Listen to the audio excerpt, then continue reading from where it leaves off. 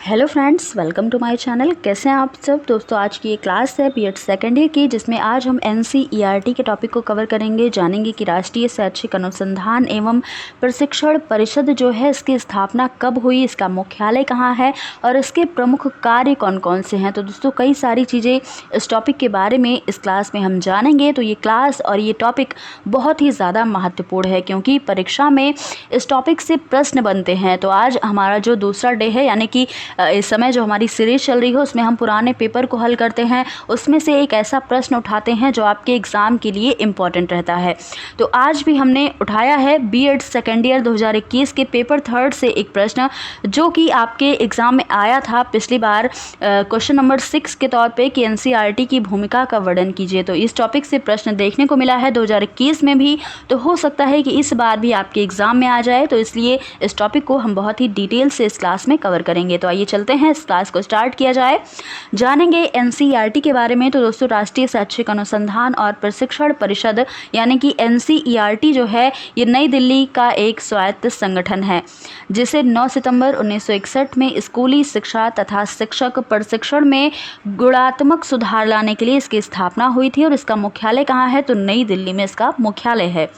यह परिषद मानव संसाधन विकास मंत्रालय एमएचआरडी को स्कूली शिक्षा संबंधित नीति निर्धारण एवं उसके क्रियान्वयन से परामर्श देती है। इस संस्था की आर्थिक व्यवस्था का दायित्व कौन उठाता है, तो केंद्रीय सरकार जो है इसके आर्थिक सहायता का वहन करती है। तो ये चीज़ आपको याद रखना है। आगे देखिएगा, इस संगठन में कितने सदस्य होते हैं। तो भारत सरकार का शिक्षा परामर्शदाता इसका सदस्य होता है। दिल्ली विश्वविद्यालय का कुलपति इसका सदस्य होता है। विश्वविद्यालय अनुदान आयोग का चेयरमैन भी इसका सदस्य होता है। प्रत्येक राज्य सरकार का एक एक प्रतिनिधि होता है और भारत सरकार के द्वारा 12 सदस्य मनोनीत किए जाते हैं। तो ये सारे सदस्य होते हैं एनसीईआरटी के अंतर्गत। ये चीज़ें आपको याद रखनी है। आगे देखिएगा एनसीईआरटी के प्रमुख कार्यों के बारे में। तो देख लेते हैं, विद्यालय शिक्षा से सर्वेक्षण, शोध प्रयोग, पायलट प्रोजेक्ट, उच्च स्तरीय प्रशिक्षण और विस्तार सेवाओं को विकसित करना या संगठित करना भी इसका कार्य होता है। मानव संसाधन विकास मंत्रालय की शिक्षा नीतियों एवं योजनाओं को बनाने में सहायता करता है। केंद्रीय मंत्रालय का राज्य सरकार और विश्वविद्यालय के बीच निरंतर संबंध बनाए रखने में भी एनसीईआरटी जो है ये मदद करता है। उन्नतशील शैक्षिक विधियों एवं नवाचारों का प्रचार करता है। पाठ्य पुस्तकों, शोध पत्रिकाओं और शिक्षा संबंधी साहित्य को प्रकाशित करना भी इसका कार्य है, जिससे कि अध्ययनरत विद्यार्थी नए ज्ञान और सूचनाओं को प्राप्त कर सकें। विद्यालय शिक्षा के संबंध में हर तरह की सूचनाएं को स्थापित करता है, सूचनाएं देता है और संपूर्ण देश में महत्वपूर्ण स्थानों पर क्षेत्रीय संस्थाओं को भी स्थापित करता है। शिक्षा के प्रत्येक स्तर पर अपव्यय और अवरोधन को दूर करने का प्रयास भी एनसीईआरटी का होता है, कि जो फालतू खर्च हैं शिक्षा के क्षेत्र में वे ना होने पाए, इनको रोकता है एनसीईआरटी। तो दोस्तों ये सारे जो कार्य आपने देखे हैं, ये सारे कार्य होते तो एनसीईआरटी की हैं, लेकिन उसके अंतर्गत कुछ विभाग होते हैं जिनके द्वारा इन कार्यों का संचालन किया जाता है। अब वो कौन कौन से विभाग हैं देखिएगा। तो पूर्व प्राथमिक तथा प्रारंभिक शिक्षा विभाग, अनौपचारिक शिक्षा विभाग, सामाजिक विज्ञान एवं मानविकी शिक्षा विभाग, विज्ञान शिक्षा विभाग, अध्यापक विशेष, नारी, पाठ्यपुस्तक प्रकाशन और सर्वेक्षण। तो इन सारे विभागों के द्वारा इन सभी कार्यों का संचालन किया जाता है, जो अपने कार्य देखे हैं।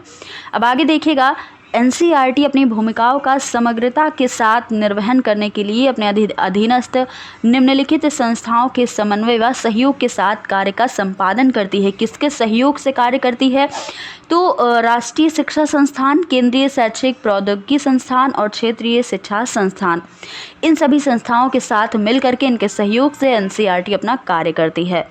अब देखिएगा किन क्षेत्रों में एनसीईआरटी की भूमिका क्या है। तो प्रारंभिक शिक्षा के सार्वजनिकीकरण के क्षेत्र में परिषद जो है, यानी कि एनसीईआरटी उल्लेखनीय भूमिका निभाती है। और परिषद प्रारंभिक शिक्षा देखरेख एवं शिक्षा से संबंधित कार्यक्रमों को संचालित व संरक्षित करती है। खेल खेल में शिक्षा के दृष्टिकोण से भाषा, गणित, पर्यावरण संबंधी अध्यापनों में शिक्षकों के लिए मार्गदर्शिका का निर्माण भी करती है एनसीईआरटी। अगला क्या है, महिलाओं की समानता के लिए शिक्षा। तो इस क्षेत्र में भी उन्नयन के लिए परिषद ने प्रारंभिक और माध्यमिक स्तरों पर शिक्षकों के लिए हैंडबुक को तैयार किया है, जिससे लड़कियों तथा वंचित वर्गों को प्राथमिक शिक्षा से जोड़ा जा सके।